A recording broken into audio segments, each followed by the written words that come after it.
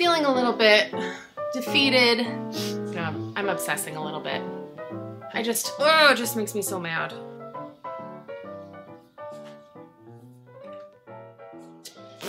I hate it.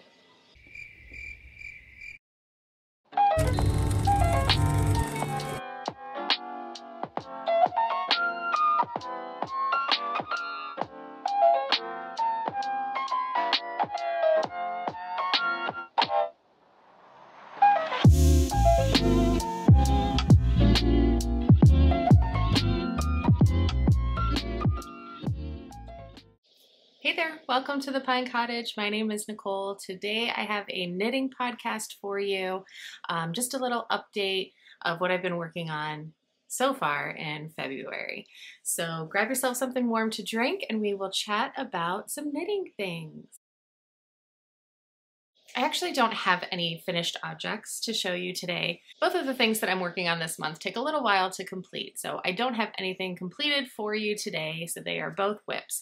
And I'm only working on two things because I am trying to keep myself streamlined and focused and monogamous in my knitting because I feel like I will finish things quicker and it's a little bit easier for my brain to handle if I do it this way. The first thing that I want to show you is my Musselburgh hat. This is in yarn by La Bien-Aimée in the colorway Echanesse. And it looks so much different. I don't know if you guys remember in the last knitting episode that I did, I showed you the yarn in the skein, like in the hank. And it looks a lot different. I'll try to put a picture up there. It looks a lot different caked up. So a lot more of the gray tones are showing up here, and it's a little bit more muddled. Those colors aren't popping through like they were. They do still come through in kind of like a pooling effect, not in a bad way, but it's just a little bit more subtle than it was when it was in the hank. So this is what I have so far. And if you have yet to knit a Musselburgh hat and you are concerned about the cast on, Natalie from Love and Stitches does a fantastic tutorial that I can link below for you using a crochet hook. I did use a crochet hook to get started, and then I used my DPNs.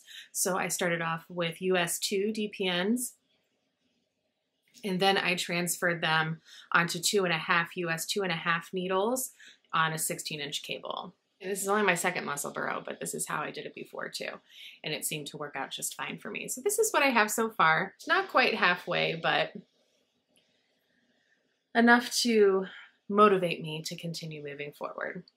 I set a goal for myself to be finished with these two projects by the end of February, but I am not super hard on myself if I don't complete them. When they get done, and there is no stress here because knitting is fun and I want it to continue to be fun. So I am not all about cranking out the projects just to have something finished to show you. When it gets done, it gets done. So this is how far I am on this Musselburgh hat. I also have this in my project bag with this Plum and Amber Tuft Woolens wool wash. It smells really good. So the yarn smells really good too. I like doing that. I just like when I pull my project out for it to just smell really pretty. The second work in progress is the men's vest that I'm working on for my dad. And this pattern is by Knitting Pure and Simple. And it's just a simple basic vest for men, and it's knitted bottom up. Now I showed you in my last knitting update that my dad gave me a cardigan that he liked the fit of so that I could use it as a template when I was knitting this. I will show you. The yarn that I'm using is Knit Pick Swish DK Weight, and this is in the colorway Indigo Heather. And I was able to cast on the ribbing, and then I started on the actual sweater. It's a 1x1 rib, In the pattern, it's a paid for pattern, so I can't tell you exact things, but it did instruct me to knit significantly less rows of the ribbing, and I just didn't think that was substantial enough, especially going off this other sweater that he showed me that he liked the fit of. So I did make it wider. Now, if you know me at all, you know that I am a tight knitter, and this width, I'm knitting the biggest size, the largest size, and it's a double XL, and I'm making it a double XLT because that's what my dad wears. And I don't feel like, now that I've knit up past the ribbing where I can kind of stretch the ribbing out a little bit to see where it fits, when I held it up to the sweater, it's not wide enough, and I have to stretch it significantly. Could it be okay when I block it? Possibly, but I don't want to knit through the whole vest just to find out that it's too small. So I've been knitting with the needles that it called for, a US 4 and a US 6, and I think I'm going to increase my needle size. I'm going to rip this out, and I'm going to do the ribbing in US 6 and knit the vest in US 8. I know it's going to change the look of my stitches a little bit, but I feel like I'm going to get a better fit for him because I do knit so tightly. This took me about a week. I wasn't doing it every day, maybe not even a full week. So potentially could I finish this month? Maybe, but I don't know. I don't know if that's even probable. So this is coming out. I already decided. So let's just, you know, bite the bullet and take it out all the way. I'm doing a little bit of grieving over this. It's always really hard to look at your work and then to just have to rip it out. I mean, it breaks my heart a little bit because it looked so nice. And will it look just as nice with bigger needles? I don't know. I hope. Whatever, Nicole, just do it. Be brave. On here, though, if you're interested, is a little cute beginning of round stitch marker. It's in the shape of a little bird. So I have that on there too. I know what that feels like to finish it at the end and then you try it on and it's like, oh, but this, oh, I wish this was a little bit roomier, or I don't like how this hugs. And I should have known going in. I don't even know if I'm going to use, to be honest, a smaller needle for the ribbing. I know this. I don't know why I did it. In the Felix pullover that I knit for my mom, I did not go down a needle size for the ribbing, and I liked it so much better. I don't like the ribbing to be hugging at the bottom, and when I'm looking over here at the cardigan that he gave me to use as a template, and it is just straight. It doesn't go down and hug. So I think I'm just going to change to a US 8 needle, because this for the body was a US 6. I think I'm just going to change to a US 8 and just do the whole thing in an 8. And then I think it will, I know it's going to grow a little bit with blocking, but I think the 6 is not big enough. It's, in the grand scheme of things, not that big of a deal to get something that's going to fit correctly. So I'm considering this my swatch, and we're just going to move forward. Upward and onward. I will cast it on again today and maybe get most of the ribbing done by this evening. We'll see how the day goes. I am doing some baking today. Today is my sourdough day where I am doing a lot of stretching and folding, and I have to make some sandwich bread. So I don't know how much knitting time I'll get this afternoon, but this evening I can work on it a little bit. So that is my second work in progress.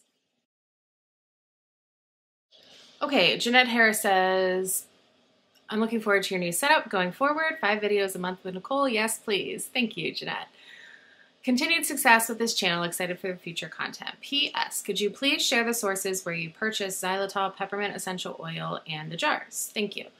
So I purchased my jars and the xylitol just from Amazon. And the essential oils, I've purchased my essential oils from Rocky Mountain Oils for probably over the last 10 years. At that time, when essential oils were starting to become more well-known and aromatherapy was being used more often, the two main companies that were out were doTERRA and Young Living, and I just kind of went into research mode to see, okay, what essential oils could I buy on my own without going through whatever they're called, a seller, somebody who was selling oils. Because I feel like that had a big multi-level marketing scheme feel to it, and I was not a fan. I don't need it to be about money. I need it to be about the oils, so that's what I ended up going with. So if you're interested, I mean, I think it's RockyMountainOils.com, and that's where I get them from. So yeah, I hope that helps. I had a lot of questions asking about my bullet journaling. Judith said, could you tell us how you use your bullet journal and especially how you do your collection pages? You mentioned knitting, one on prayer, etc. This is my first year and it was another knitter that I learned about bullet journaling. She keeps hers very simple, but I'm so intrigued. And then someone else said, Pine LMJ said, hi Nicole, so glad to hear about all your additions. I bought the book for this month. You talked about having a bullet journal. That might also be something you could add as content. I've been wanting to get on that bandwagon, but I keep falling off the train. I would like to see how you're keeping up with yours if you don't mind to share. I definitely will do a video more in depth about how I use my bullet journal, maybe some page setups for you. But today I just wanted to give you a brief little kind of peek into how I use it for knitting. So in the beginning of my journal, I have this page that I drew 12 boxes in for each month. And every time I finish a project, I write it in ink under the month. For February, in pencil, I have the Musselburgh Hat and my dad's vest. And then when I complete them, I will erase it and put it in ink. I keep it in pencil because in the event that I don't finish the project, I want to be able to erase it. I only want completed items listed in the boxes, but that way if I want to plan ahead and plan for the future, I can just write in pencil what my plans are, but as you know, plans change, so I wanted to keep it flexible. At the end of the year, I can look back at that page and say, wow, look at all the things that I knit. If I want to do a What I Knit in 2024 video at the end of the year, I can just turn to this page and gather all of the things off of this page. That's kind of how I use it for like a bird's eye view. If I want to get into details, which sometimes I do, it's only February, so I've kind of tweaked this. I've been using, this is my second year using a bullet journal, and I've tweaked some things that didn't work so great for me and changed them a little bit. But at the end of each month, I'm making like a month in review spread. So like these are all the books that I read for January. And then under here, I have like my knitting projects that I finished. And I haven't added, I have a little printer. It's a Kodak something, I'll put it in the description box, that prints these pictures as stickers. And then I just put them on there. So I have a couple more finished knitting projects that I'll put, you know, over here, and then just write, I can write what needles I used or what yarn I used, or I can tape in the yarn sticker or yarn ball tag or whatever I want. As you can see, I do use this as kind of like, I think the term is junk journaling. So I do paste in different papers and different things, you know, as well as using my little printer. For example, my husband and I, when we went on our trip, the little map that we got where we stayed, you know, I taped that in there and then, you know, put the pictures over it.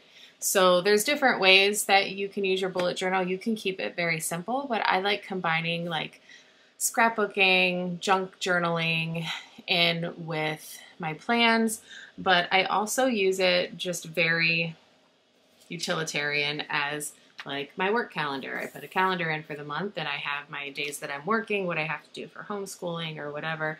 I have, you know, lists in here that I slap in there. It's very much my brain put on the paper. And that's how it works best for me, because if I have to keep it all up here, I'm going to forget something. So, you know, after I make this monthly calendar, then I go through and on the sides, I put the individual days and then highlight the important things that I need to do during those individual days. And then in all this free space, you can do whatever you want. I use it as journaling. That's where I write down my thoughts, my prayers, my whatever I want to use it as. I don't have, you know, a lot of times if you're watching like journaling YouTube videos, they'll have specific pages for prayers or specific setups. I don't do that. Each day, if I feel like journaling, whatever I want to journal about, whether it's keeping somebody in prayer, keeping myself in prayer, just talking to God. Sometimes I write a letter to my kids. It just depends on my mood and what I want to do, and I just plop it in there. So there's really no rhyme or reason, no real organization with it. I do have an index page because this particular journal the pages are numbered, but as you can see, I don't even really use the index page. I don't even look at it. I prefer instead to use these little tabs and stick those on there to find like my schedule, to find the months, and then it's easy just to flip through and find something. If I want to go back and I want to see what I knit, I know that knitting page is in the front, and I could add a tab to that so it's easy to find. But I also know at the end of each month tab, there is a month in review page right before the next month starts. So then I can look on there to see any pictures that I've taken of knitting projects or anything like that. So this works for me. Like I said, I will go through like a flip through page by page for you if that interests you in a different video, but that's just kind of how I use it right now. And as far as knitting goes, I'm not great at keeping up with like the details of my projects. I'm just putting them like at the end of the month review, like the finished things. But this page I do use. I do use it to plan my next projects. I use it to keep track of the projects that I finished. Like I said, it's only February, so I'll meet you back here in like 6 months and let you know how it's worked out. Also, right next to it is my book page where I keep track of all the books that I've read. I hope that helps. I will look. I just got this off Amazon. I will look to see what the exact link is and put it in the description box. This year, I'm going a little bit bigger. Last year, I don't think I have it down here. I had more of a, this is even big. It was like shorter, like smaller. That's the bullet journal situation. I'm just going to talk about a little bit of life stuff. This week I spent a lot of time working on our home library. You can see it back there. It looks a little bit different than last time. I got the wall painted. I got the shelves painted, which was a very tedious project. Every shelf had to dry. Love you too, honey. Every shelf had to dry individually. After everything was painted and dried to the touch, I had to wait several days for the paint to cure. I did not wait a full week because in the meantime, I had books everywhere, all over this house, and it was really getting to me. So I think I waited 4 days after the paint was dry to the touch, and then I started putting books back on the shelf.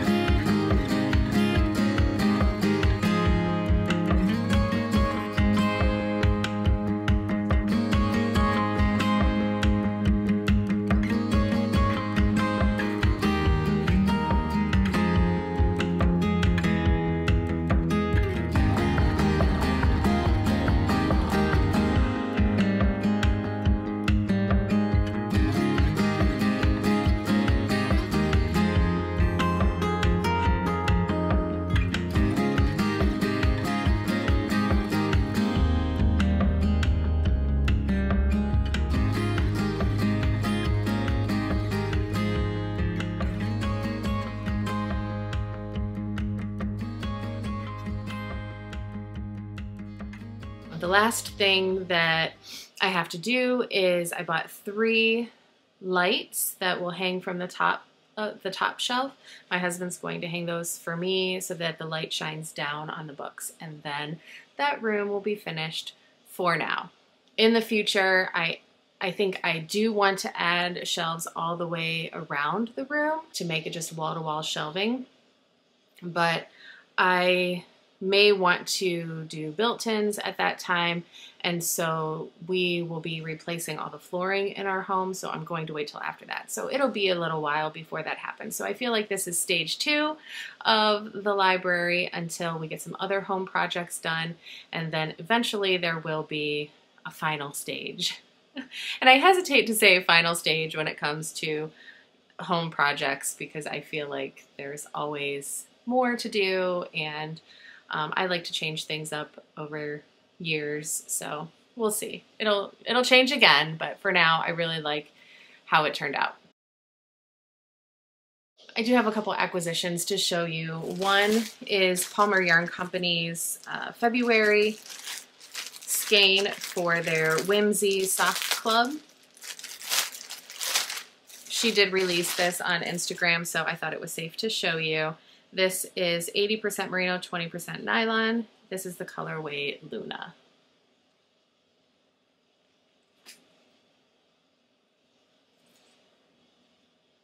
And it is just really, really, really beautiful, soft. Could go springy or like chilly. Either way, I feel like it could go. So that is beautiful and will make a beautiful pair of socks. Also, this kind of matches. I bought this this bag from this Handmade Life. I've purchased her bags before. I absolutely love the quality of them, and it actually looks very cute with that sock set. So I might just put that in there and have that be the next socks that I knit. It is canvas, it has a boxed bottom, and it has this little handle, but it is also drawstring. And I thought it was very springy, and I'm just going to put those in there because I think that they match nicely. And I do have my other bag from her, which has more of a fall feel with the black background with the flowers. So this was a nice little contrast for spring, summer. The last thing that I want to talk to you guys about is a book that I read that pertains to knitting. And I don't know, in this section when I talk about books for the knitting video, if it will always pertain to knitting or not. I haven't decided how I want to go about that, but this time it does. And the book that I read is titled Unraveling by Peggy Orenstein. What I learned about life while shearing sheep, dyeing wool, and making the world's ugliest sweater.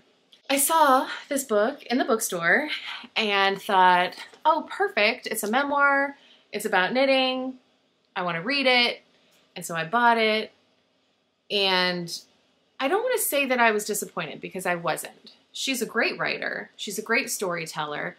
I loved reading the part about her learning to shear the sheep. It was fascinating. I don't know if I could have done it. I don't feel like I'm in adequate physical shape to be able to shear a sheep. After reading about the process, I'm like, there's no way that I would have been able to do that. I loved reading about her feelings towards losing her mother and taking care of her father who has dementia.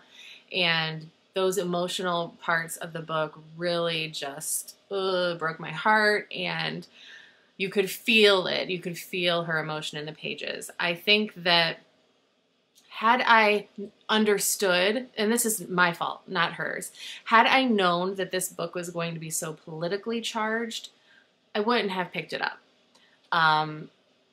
This was written during COVID, and this whole process is something that she chose to do. Shear a sheep, spin the wool, dye the wool, knit a sweater from start to finish, the whole process. This is a project that she decided to do during COVID. And had I realized that when I bought the book, I don't know that I would have picked it up because you all lived it. It was very tense, a very tense time, a very stressful time, a very polarizing time. Jobs were in danger for me personally, It was kind of a traumatizing time for me in my career. I don't want to read about it in a memoir. I don't like unsolicited conversation. I don't like accidentally falling into a conversation that I really didn't want to have. So I felt like that's kind of what happened with this book. Like, I wasn't prepared for the fire that was behind her political views in this. And I'm not saying that it's wrong to put that in a memoir. It's her memoir, so absolutely it is her right to do that. As a reader, I have the choice to buy the book or not. And I'm just saying, had I dug a little bit deeper before I bought it, I probably wouldn't have bought it. Because of that, I gave it a 4 stars. And I'll review it more in my book review at the end of the month when I talk about all the books that I read. The rest of the book I really enjoyed. So that's this book, if you're interested. It is a very good book. I'm just putting out a little disclaimer that it is politically charged. You can feel some negative feelings about certain political things through her words in this book. So if you are someone who feels like me, that you're not ready to revisit that whole time period and that culture of anger, then you might want to skip it. But otherwise, it's a very good book. That's all I have to say about that. Well, I will see you next week. I'm going to do a simple living video next week, so I hope you will join me for that. And then at the end of the month, I will do another knitting video for my February wrap-up, and I hope to see you again in the next one. Have a great day.